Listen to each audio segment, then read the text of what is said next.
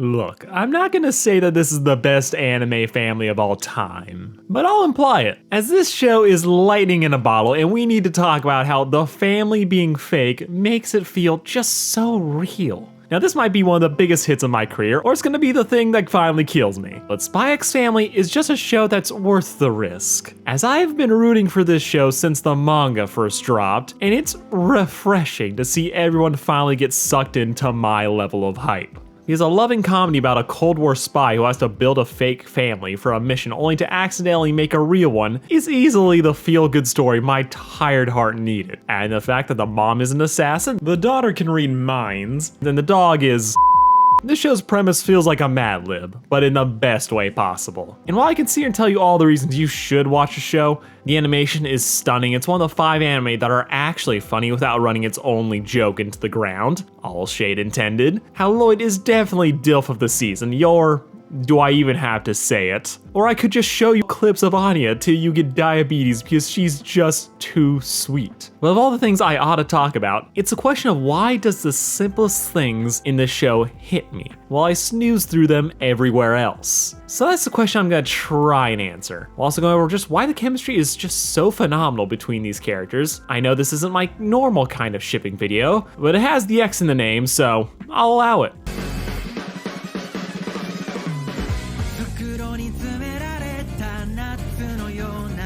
Spy X Family is a story of Lloyd Forger, a master of disguise and the world's greatest spy. He gets sent on a mission to infiltrate the Yale of elementary schools to gain intel on a politician through his son. Unfortunately for him, no one has ever not questioned a grown man standing next to a child, let alone trying to finesse one. So Lloyd is forced to adopt his own to do it for him. But the professional liar got more than he bargained for when the orphanage he bought his from doesn't have a return policy, and Anya tricked his ass into buying her. As Anya is every man's worst nightmare, as she not only lied about her age, but she actually knows what you're thinking all the time, thanks to having the power to read minds. Anya, being the TV-obsessed 4-year-old that she is, understands the world as only a child can, believing spies are superheroes, world peace is attainable, and not really understanding the concept of death. Meaning when she heard he's a spy, her brain assumed it would be like a fun TV show, so she jumped at the chance for overstimulation. With that problem acquired, the man with the shit plan realizes he also needs a wife. Because this is what I think the 60s, people just really expect you to be straight and married. Unfortunately for him, finding a woman who can fake being sophisticated, pretty, and willing to marry him in under a week is the kind of charm even he can't pull off. Luckily for Lloyd, the complete package sneaks up on him. This is Yor, by day a mild-mannered city clerk, by night she slays. A hired killer for the state, this hit woman has her work cut out for her, as on top of putting bodies in the ground, she has to put up with her co-workers, who think she's an oblivious ditz, which she is, but she also punt a man 20 yards, and when your first instinct is to go for the head, it's not hard to see why coming up with decent lies on the spot can be difficult. Luckily, fate and the plot would drop the perfect alibi into Yor and Lloyd's lap, with Yor needing a fake boyfriend for a party while Lloyd needed to lock a woman down yesterday. But when Lloyd gets double booked and concussed, he claims to be her husband, and Yor's down. It's convenient for both of them to get cuffed, so it's been non-stop comedy gold and eternal screaming ever since. But you really do fall in love with this family. Like, this show might be the cure for my depression, or I'm addicted. Either way, it's good. Which is shocking because I don't usually fuck with a lot of anime families. And I'm not just saying that because most of them are evil or incestuous. I mean, so many relationships are just phoned in. Like, this is dad, this is son, so therefore they must love. They just never really build off of the relationship. It's just statements that this is how they're related and to just roll with it. I think that's why I've always just preferred found family stories, as it pretty much takes the dumbest, weirdest people alive and makes them the best part of the show, which is pretty much what we have going on here. The Forger family is made up of orphans who want to make the world a better place, but are trapped pretending to be normal. They'll keep saying it's not real, but you don't believe it for a second. Especially when Yor has only known Anya for a week and is already willing to kill for her, which is just driving home. No matter how much they say this is all just a cover, they are family. And the fact that it's fake, but they choose to be here, is what makes it hit every time, which is an incredibly powerful idea. And to help better explain this phenomena, I'm going to bring up the best girl in anime history, Kaiki. See, Kaiki is what you would call an asshole. He's a fake con-man who would do anything for money, from cursing school children for pocket change to bankrupting a family into divorce. This man is kind of the worst, till you realize he's actually the only sane person in the room with a heart of gold. Despite living in a world filled with spirits and other oddities, he thinks all of it is fake, believing it's all a form of mass delusion. But as the series goes on, we learn more about who he is and his worldview, with subjects like his nonsensical denial of a reanimated corpse he made in college being an extension of his special way of seeing the world. As his colleague Yozuru would explain, back in school, Kaiki would throw out a bunch of theoretical questions to flex on all the bitches he wasn't getting. With the relevant one here being, if given the choice between the real thing and an indistinguishable fake, which one is worth more? With the attempted child murderer saying the real one is obviously worth more, another one argued, they're both worth the same, and Kaiki argued that it was the indistinguishable fake that had the most value. As in his own words, in its deliberate attempt to be real, it's more real than the real thing. Which has always stuck with me as a strange but beautiful way of thinking once you get over how many times they fucking said real. It's saying that those who try and work to be something have more meaning than those who just are. If the two runners tie for first, and one is naturally gifted, but the other had to train for it, the victory for the person who trained, who put in the work, is gonna taste all the sweeter. While for the gifted one, it's just expected. It's why we love underdog stories so much. We get more out of seeing people grow and persevere and learn to care about each other, so stories like Spy X Family work because in spite of it all being a lie, they choose to be here. Nothing they do feels like an obligation, and it sells you on these people and that they do love each other. It takes a special kind of story to make three broken, lonely people and watch them make a home out of it. As despite all the differences in who they are and what they do, they actually share a lot in common. All three of them are orphans. They are socially isolated at the start of the story. Anya's family is, well, dead, has bounced between family and orphanages for the last year at least, traumatizing the poor girl into believing that people will hate her if they discover her powers. Lloyd is the world's greatest spy, but the man has a job, not a life. Manipulating his targets for information, Mr. Pump and Dump has dedicated everything to the cause of peace. But in doing so, it has left him with nothing socially. Being a spy means he can never go close to anyone he meets in his day-to-day life. His colleagues talk to him almost exclusively through coded messages. The only person he could even call an acquaintance is Frankie, but Lloyd's constant professionalism keeps him at arm's length at all times. Yor, meanwhile, has seemingly the most normal life out of everyone, but even that is a lie, as a lifetime of killing people for money and hiding the fact that she kills people for money has left her devoid of any meaningful connection outside of her brother. Her co-workers are what the Japanese would call jealous bitches. Her airheadness is compounded by the fact that she kind of in general lacks social skills, feeling out of place in the most normal of social settings, leaving her to feel like she's better off alone, but sticks to her day job as not to worry her brother Yuri. Both Yor and Lloyd rationalize the rampant war crimes they commit on a nightly basis with keeping the world safe, seeing it as a necessary sacrifice to protect the innocent. A demographic Anya fits in spades. The teary-eyed mascot of the show that anyone with a heart not made of stone would try and protect. All three of them are doing the best that they can,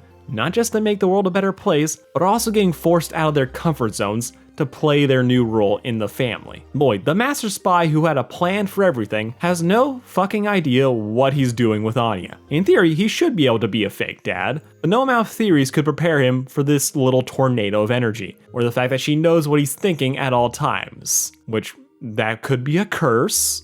It's not happened, and thank God for that. But Lloyd, like any new father, is out of his depth, as he's forced to balance the pressure of accomplishing his mission, maintaining his facade, and whatever extra bullshit his understaffed spy agency is throwing his way. The aloofness he's maintained his entire career is cracking as he has to figure out the best way to get Anya into being a good student or befriend Damien without going insane or getting stomach ulcers. And all this just means he has to be an actually good dad to promote Anya's growth. We watch him struggle to help her study day after day, to get ready for the test everything rides on. We see how much he cares about this, about getting this goal done. But when she passes, he scoops her up in a moment of just genuine joy. Her success is his success, but in this moment, you could feel the pride he feels for her. And if that doesn't just melt your heart, I don't know what will. While on the other side, with a way higher body count, Yor is as far from a wicked stepmother as you can get. but still goes through the same step struggles,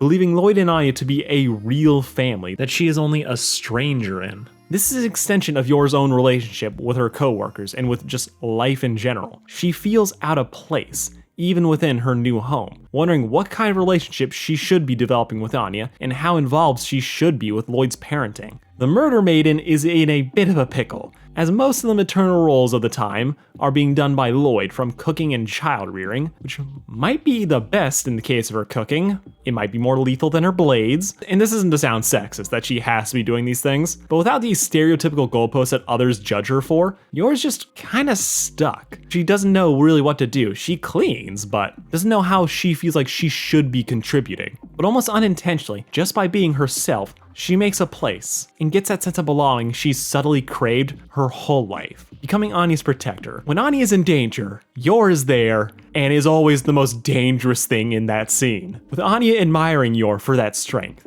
when she isn't terrified of her with good reason. This particular set of skills Yor has developed over her long career would have had her colleagues very much questioning what the hell is going on. They would have judged the hell out of her if they saw that she could break a watermelon with her bare hands. But to Anya, it's just the coolest thing ever, validating her and letting her feel seen in a way she couldn't even feel with her own brother, who she hides everything from so that he can live in blissful ignorance, only for him to turn out to be a member of the secret police who beats up dissidents with prejudice. And he hides this because he wants her to live in blissful ignorance. Take it all back! You can't go through with this! I can't bear to see you kiss another man in front of me!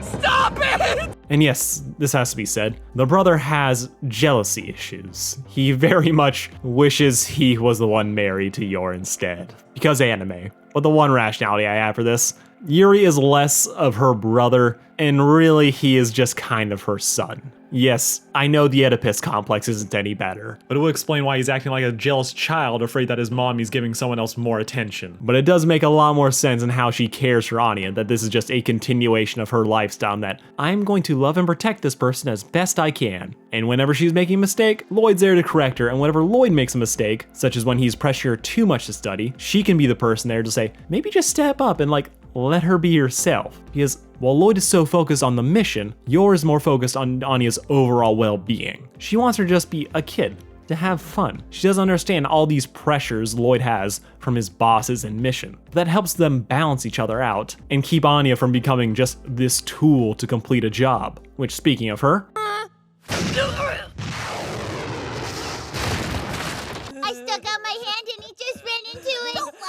little orphan Anya here is a bit different from her adult parents, in that at the start of the series, she is totally and utterly alone. An escaped science experiment, she bounced between different families and orphanages. Unable to survive on her own, she can only sit back and wait, hoping for some excitement in her life, with Lloyd being the answer to those prayers. Lying about her age and intelligence, which actually a very important factor. The show will go on to say she's kind of dumb for her age, her handwriting's kind of shit, but no. She's just younger than everyone else in the room. She's probably performing really well given the circumstances. Anya is a child though, impulsive, inquisitive, and not yet fully understanding the reality of what Lloyd and Yor do. So she filters it all through her knowledge of TV. While Lloyd and Yor have problems that make them more fulfilled by playing a role in the Forger family, Anya gains everything by being with them. She got a home, excitement, friends, and parents. Anya's life is given some normalcy thanks to the charade, and we get to see the antics she gets into because of it. Anya is the character that changes the others more than she changes herself. But even though she is the same dork she was in episode 1, there are little touches that she's learning from both of them, like how to do violence,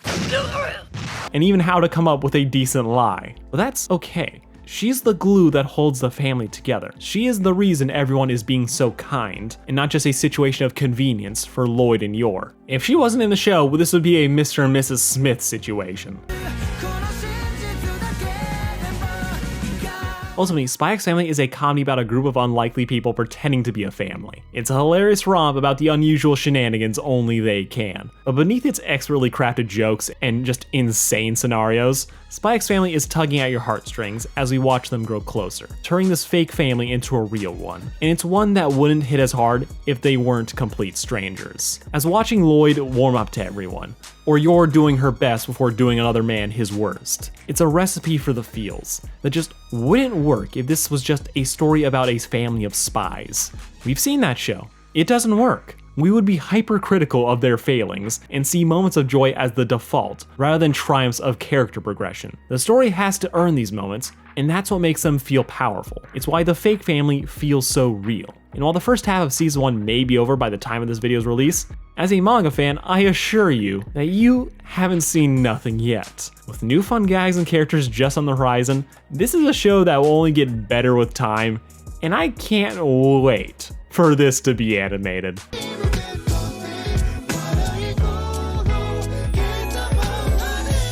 Thank you all for watching. This has been Sarcastic Chorus. Like, share, comment, whatever for the algorithm. Do what you can, please. Love you all. Goodbye.